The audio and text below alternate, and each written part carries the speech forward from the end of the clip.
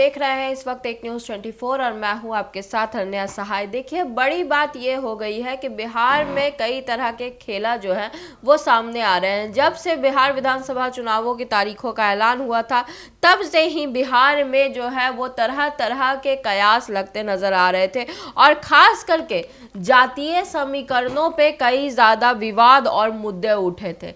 जहां महागठबंधन में और राजद में एमवाई समीकरण को बहुत ज़्यादा मान्यता दी गई थी, वहीं बिहार में एनडीए ने भी जातीय संतुलन बनाने में कोई कमी नहीं छोड़ी थी।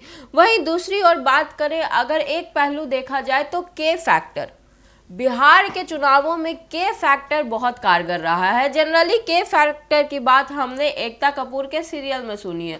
धारावाहिकों के समय में जब के फैक्टर के नाम से चीज़ें सामने आती थी, टाइटल सामने आते थे, तो लगता था कि ये सीरियल तो हिट होना है। खास करके एकता कपूर के सीरियल की बात करें, जैसे क्योंकि सास भी कभी बहू थी, कहानी घर घर की, कहीं तो होगा, ये सारे के फैक्टर के जो सीरियल थे ये सारे बहुत फेमस हुए, हिट हुए। लेकिन बिहार के चुनावों में के फैक्टर कहाँ था? बिहार के चुनावों में भी के फैक्टर ही इस बार हिट रहा है। कैसे, वो हम आपको बताते हैं। के फैक्टर में रहे हैं कुर्मी और कुशवाहा। जी हाँ, सही सुना आपने। कुर्मी समाज से खुद आते हैं नीतीश कुमार, जिन्होंने कुर्मी समाज पर अपनी पकड़ कभी ढीली नहीं होने दी और यही कारण है कि बिहार में इस बार कुल 25 विधायक जो है वो कुर्मी समाज से आए हैं। वहीं दूसरी ओर अगर कुशवाहा समाज की बात करें तो कुशवाहा समाज में भी इस बार बहुत ज़्यादा बढ़ोतरी दिखी है विधायकों की गिनती में, और साथ ही साथ वोटरों की गिनती में भी कुशवाहा समाज जो है पीछे नहीं हटा है और एनडीए की सरकार बिहार में लाने में एक मजबूत स्तंभ का काम किया है कुशवाहा समाज ने। कुल 26 विधायक 2025 विधानसभा चुनावों के बाद बिहार में चुने गए हैं, जबकि अगर 2020 की बात करें तो कुर्मी समाज से केवल 10 और कुशवाहा समाज से 16 विधायक थे। और अब जाकर के अगर बात करें तो ये संख्या जो है 25 और 26 तक पहुंच गई है। नीतीश कुमार की अगर बात करें तो नीतीश कुमार ने कुर्मी और कुशवाहा समाज यानी अपने के फैक्टर पे बहुत काम किया है और यही कारण है कि उनकी आबादी जो है इस बार के चुनावी नतीजों के बाद काफ़ी खुल करके सामने आई है। उपेंद्र कुशवाहा को भी काफ़ी ज़्यादा सीटों की बढ़त मिली है। उपेंद्र कुशवाहा के शानदार प्रदर्शन का कारण भी कुशवाहा समाज रहा है।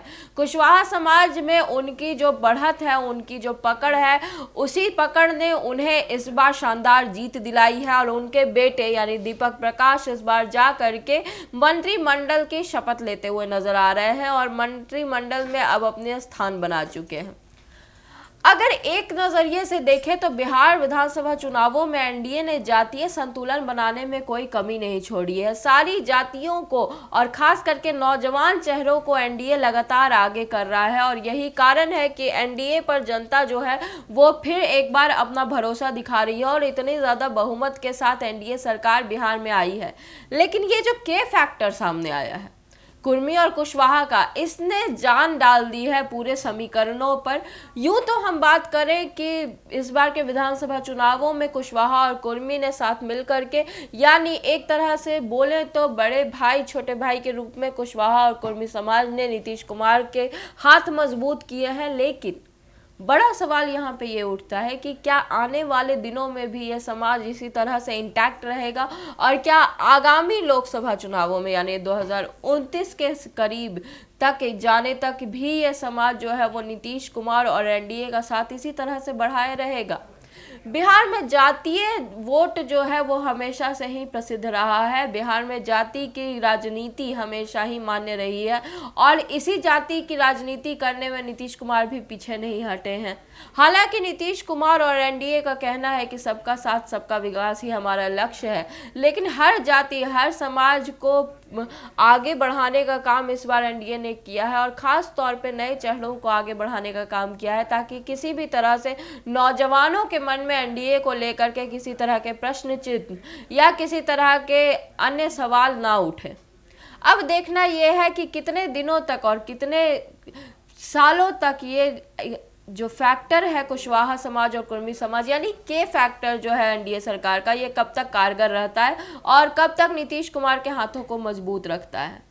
बाकी देश और दुनिया से जुड़ी सारी खबरें भी हम आप तक पहुंचाते रहेंगे और बिहार से जुड़ी खास करके खबरों के लिए हमारे साथ बने रहिए और देखते रहिए एक न्यूज़ 24। धन्यवाद।